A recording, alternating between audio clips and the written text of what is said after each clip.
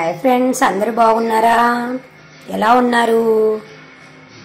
Winter వచ్చేసింది కదా. నేను ఒక మంచి ఇమ్యూనిటీని ఇచ్చే పరోటాని చేసి చూపిస్తానండి. బచ్చలాకు, వెల్లుల్లి, అల్లంతో మనం పరోటా తయారు చేసుకోవడం ఎలాగో చూద్దాము.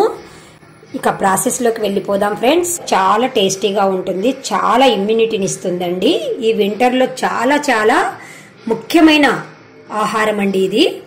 ప్రాసెస్ చూసి ఎలా చేయాలనో నేర్చుకొని మీరు కూడా చేసుకోండి ఫ్రెండ్స్. బచ్చలాకు, అల్లం, వెల్లుల్లి మనము చపాతీకి కలుపుకుంటాం కదా పిండి, అలాగ చపాతీ పిండి కలుపుకొని పెట్టుకోవాలి. కొద్దిగా మిరియాల పొడి. ముందుగా ఈ బచ్చలాకును సన్నగా కట్ చేసుకోవాలి, వీలైనంత సన్నగా కట్ చేసుకోవాలి. ఇవి మనము చిన్న రోలు ఉంటే రోట్లో అయినా కచ్చాపచ్చాగా దంచుకోవచ్చు, లేదు అంటే మిక్సీ గిన్నెలో వేసుకొని అల్లాన్ని, వెల్లుల్లిని కొంచెం కచ్చాపచ్చాగా వేసుకోవాలి. మిక్సీకి ఇలాగా వేసుకోవాలి. ఇలా రెండు పిండి ముద్దలను తీసుకొని పూరిలాగా రెండింటిని రుద్దుకోవాలి. ఇలా రుద్దుకున్న తర్వాత ఈ బచ్చలి కూరను మనము కట్ చేసి పెట్టుకున్నాం కదా, అంతా ఇలా స్ప్రెడ్ చేసుకోవాలి.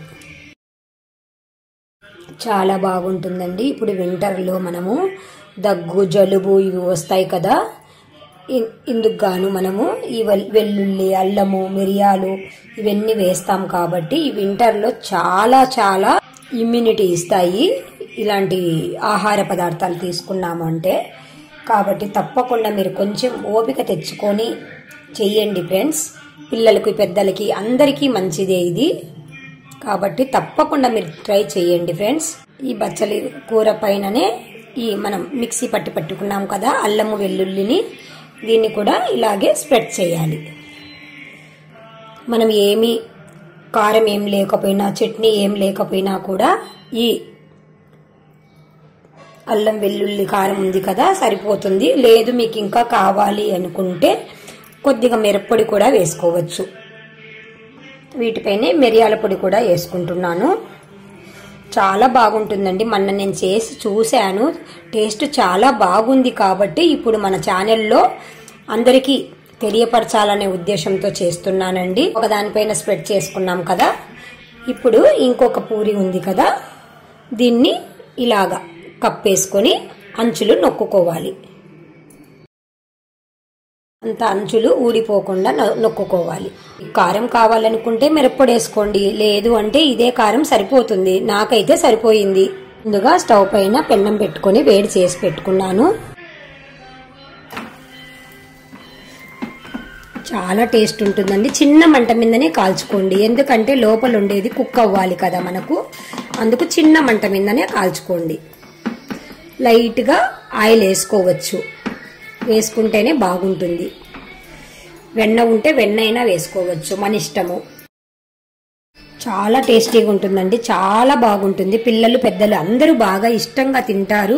ఈ వింటర్లో మరీ ఇలాంటివి ఎక్కువగా చేసి పెట్టుకోండి. అల్లం, వెల్లుల్లి ఎక్కువ వాడండి, మిరియాల పొడి కూడా ఎక్కువ వాడండి. కాబట్టి మీరు ఇమ్యూనిటీని పెంచుకోండి. వింటర్లో ఇమ్యూనిటీ పవర్ తక్కువ ఉంటుంది బాడీలో, కాబట్టి పెంచుకోండి ఫ్రెండ్స్. ఇలాంటివి చేసి పెంచుకోండి. ఒకవైపు కాలాక ఇంకొక వైపుకు టర్న్ చేసుకోవాలి. తక్కువ మంట మీదనే కాల్చుకోండి ఫ్రెండ్స్, ఎందుకంటే లోపల ఉండేదంతా మనకు కుక్ అవ్వాలి కదా. అటు ఇటు ఒక స్పూన్ ఆయిల్ వేసుకున్నామంటే సరిపోతుంది. ఆయిల్ కూడా ఎక్కువ పట్టదు. మంచి విటమిన్ ఉన్న ఆహారం, ఇమ్యూనిటీని పెంచే ఆహారం.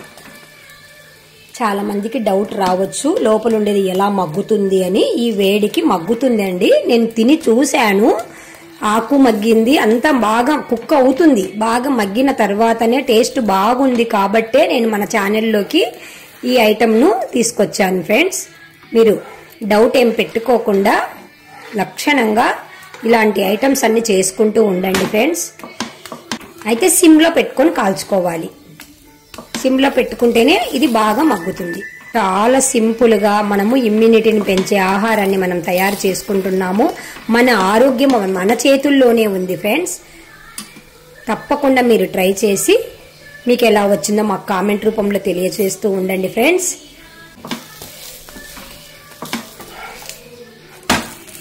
నేనైతే పెరుగుతో అద్దుకొని తినాలనుకుంటున్నాను. మీరు ఇంకా కారం కావాలంటే చట్నీ అయినా మనం చేసుకోవచ్చు, మన ఇష్టం అది. నేనైతే పెరుగుతో తినాలనుకున్నాను. నాకు పెరుగుతో తినడం చాలా ఇష్టం. చపాతీ కానీ పరోటా కానీ ఏదైనా కానీ పెరుగుతో తినడం చాలా ఇష్టం. పెరుగు కూడా ఇమ్యూనిటీని పెంచుతుంది ఫ్రెండ్స్. తప్పకుండా పెరుగు కూడా మన ఆహార పదార్థాలలో ఒకటిగా వాడండి. ఇంకా స్టవ్ ఆఫ్ చేసుకోవడమే, ఇంకా సర్వ్ చేసుకోవడమే ఫ్రెండ్స్. ఇలా పెరుగుతో తింటే చాలా టేస్టీగా ఉంటుందండి. నేను గట్టి పెరుగు ఉంటేనా పెరుగుతో తింటున్నాను. మీరు కూడా ఇలా ట్రై చేయండి, చాలా బాగుంటుంది.